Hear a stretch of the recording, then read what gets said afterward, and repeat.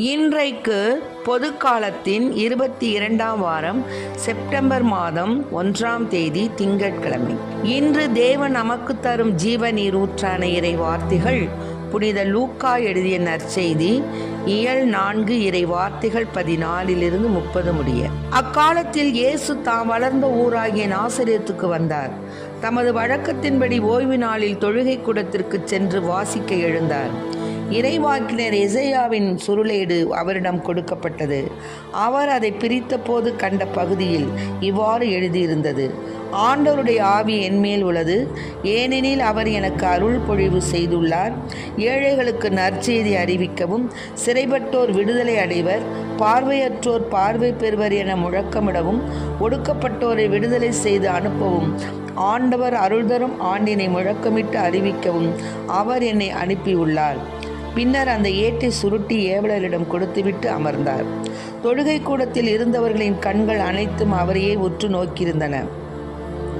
அப்பொழுது அவர் அவர்களை நோக்கி, நீங்கள் கேட்ட இந்த மறைநூல் வாக்கு இவ்வாறு இன்று நிறைவேறிற்று என்றார். அவர் வாயிலிருந்து வந்த அருள்மொழிகளை கேட்டு வியப்புற்று, இவர் யோசேப்பின் மகன் அல்லவா என கூறி எல்லோரும் அவரை பாராட்டினர். அவர் அவர்களிடம், நீங்கள் என்னிடம் மருத்துவரே உம்மையே நீர் குணமாக்கிக் கொள்ளும் என்னும் பழமொழியை சொல்லி, கப்பர்நாகுமில் நீர் செய்ததாக நாங்கள் கேள்விப்பட்டவற்றை எல்லாம் உம் சொந்த ஊராகிய இவ்விடத்திலும் செய்யும் என கண்டிப்பாய் கூறுவீர்கள்.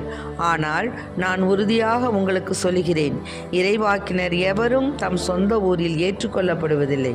உண்மையாக நான் உங்களுக்கு சொல்கிறேன், எலியாவின் காலத்தில் 3½ ஆண்டுகளாக வானம் பொய்த்தது, நாடெங்கு பெரும் பஞ்சம் உண்டாயினது. அக்காலத்தில் இஸ்ராயலுடைய கைம்பெண்கள் பலர் இருந்தனர். ஆயினும் அவர்களுள் எவரிடமும் எலியா அனுப்பப்படவில்லை. சீதோனை சார்ந்த சாரிபாத்தில் வாழ்ந்த ஒரு கைம்பெண்ணிடமே அனுப்பப்பட்டார். ஆண்டவரின் அருள்வாக்கு. கிறிஸ்துவே மக்கு புகழ். அன்பினில் துள்ளிடும் நெஞ்சம் உந்தனின் இடம் தஞ்சம், விந்தையில் முன் செயல் எண்ணில் நன்றியில் மகிழ்ந்து பாடும். நன்றி நன்றி நன்றி என்றும் நன்றி, நன்றி நன்றி நெஞ்சம் சொல்லும் நன்றி, நன்றி நன்றி நன்றி என்றும் நன்றி, நன்றி நன்றி நெஞ்சம் சொல்லும் நன்றி. அன்பினில் துள்ளிடும் நெஞ்சம் முந்தனின் இடம் தஞ்சம், விந்தையில் உன் செயல் எண்ணில் நன்றியில் மகிழ்ந்து பாடும். வாழ்வினை பிறர் வாழ்ந்திட தரும் அன்பு சிறந்ததென்றார், சொன்னதை பலர் ஏற்றிட உயிர் மண்ணில் கொடுத்து சென்றாய். வாழ்வினை பிறர் வாழ்ந்திட தரும் அன்பு சிறந்ததென்றாய், சொன்னதை பலர் ஏற்றிட உயிர் மண்ணில் கொடுத்து சென்றாய். உன்னருள் இன்று எம் உள்ளம் சேர்ந்ததே, உன் துணை பெற்றதால் நெஞ்சம் பாடுதே. நன்றி நன்றி நன்றி என்றும் நன்றி, நன்றி நன்றி நெஞ்சம் சொல்லும் நன்றி, நன்றி நன்றி நன்றி என்றும் நன்றி, நன்றி நன்றி நெஞ்சம் சொல்லும் நன்றி. அன்பினில் துள்ளிடும் நெஞ்சம் முந்தனின் இடம் தஞ்சம், விந்தையில் முன் செயல் எண்ணில் நன்றியில் மகிழ்ந்து பாடும். இயேசு உன் வழியை திட வரும் நெஞ்சில் சோகம் இல்லை, பேசும் உன் மொழி கேட்டபின் எனில் அச்சம் ஏதும் இல்லை. உன் விழி அன்புடன் என்னை கண்டதே, உன்னிலே கலந்ததே எந்த நெஞ்சமே. நன்றி நன்றி நன்றி என்றும் நன்றி, நன்றி நன்றி நெஞ்சம் சொல்லும் நன்றி. அன்பினில் துள்ளிடும் நெஞ்சம் உந்தனின் இடம் தஞ்சம், விந்தையில் உன் செயல் எண்ணில் நன்றியில் மகிழ்ந்து பாடும். இன்றைக்கு நம் தேவன் தரும் ஜீவ நீரூற்றான இறை வார்த்தைகளை கேட்டோம். அதாவது உண்மையை உரைத்தோம்னா எப்போவுமே அதுக்கு ஒரு நிச்சயம் எதிர்ப்பு வரும்.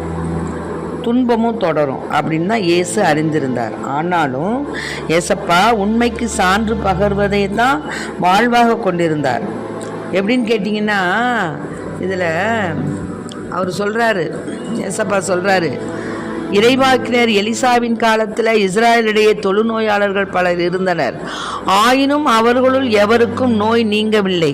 சிரியாவை சார்ந்த நாமானுக்கே நோய் நீங்கியது அப்படின்னு சொன்ன உடனே தொழுகை கூடத்தில் இருந்த யாவரும் இவற்றை கேட்டபோது சீற்றம் கொண்டனர். அவர்கள் எழுந்து அவரை ஊருக்கு வெளியே துரத்தி அவ்வூரில் அமைந்திருந்த மலை உச்சியிலிருந்து கீழே தள்ளிவிட இழுத்து சென்றனர். அவர்கள் நடுவே நடந்து சென்று அங்கிருந்து போய்விட்டார். ஆக அவர்களுடைய ஆணவம், வெளியிடத்திலிருந்து வந்த ஒரு வேகம் அவங்களுக்கு, அதாவது மானுடத்தை தன் உருவிலும் சாயலிலும் படைத்த இறைவன் இறை கொடைகள் ஓர் இனத்துக்கு கட்டுப்பட்டதல்ல, மாறாக எல்லோருக்கும் வழங்கப்பட வேண்டும் அப்படிங்கிறத இயேசு சொன்னார். அதனால தான் என்னன்னு கேட்டிங்கன்னா, உண்மையை உரைப்பதால் நிச்சயம் எதிர்ப்பு எழும், துன்பம் தொடரும் அப்படின்னு இயேசு அறிந்திருந்தார்.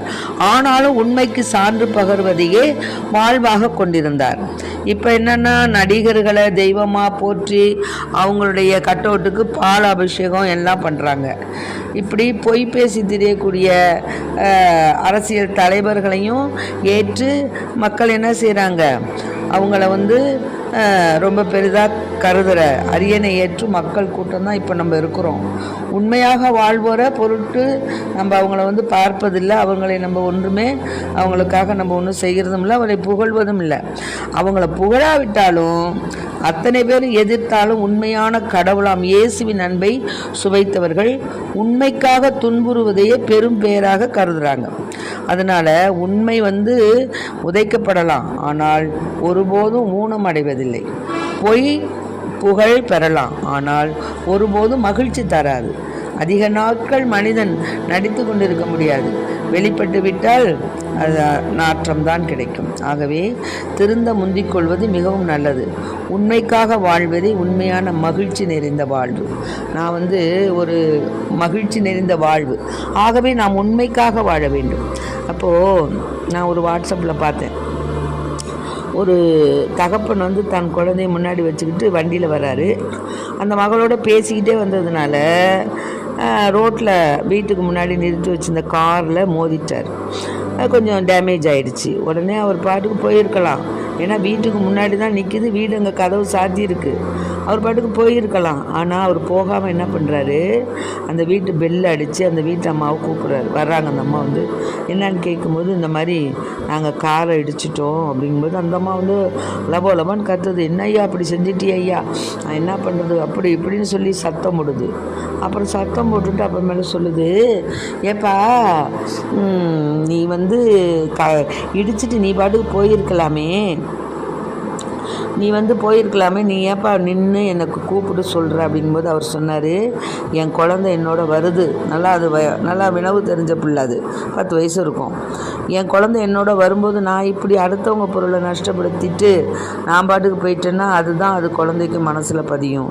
அதனால் உண்மையை உரைக்கணும் அப்படின்னு தான் உங்களை கூப்பிட்டு நான் சொன்னேன் அப்படின்னு சொன்ன உடனே அந்த அம்மா என்ன பண்ணிடுச்சு, ஆகா வளரக்கூடிய தலைமுறையை நீங்கள் பேணி வளர்த்துருக்கீங்கப்பா, உங்களுடைய குணம் ரொம்ப சிறந்தது, பரவாயில்ல, நான் இன்சூரன்ஸ் பண்ணியிருக்கேன், நான் அதன் மூலம் கிளைம் பண்ணிக்கிறேன் என் காருக்கு அப்படின்னு சொல்லி அந்த அம்மாவும் சொல்லுது. இதை ஏற்றுக்கொள்ள முடியாத ஒரு உண்மையாகத்தான் நம்ம கருதுகிறோம். ஆனால் இதான் உண்மை, இதான் நிர்தட்சணமான உண்மை.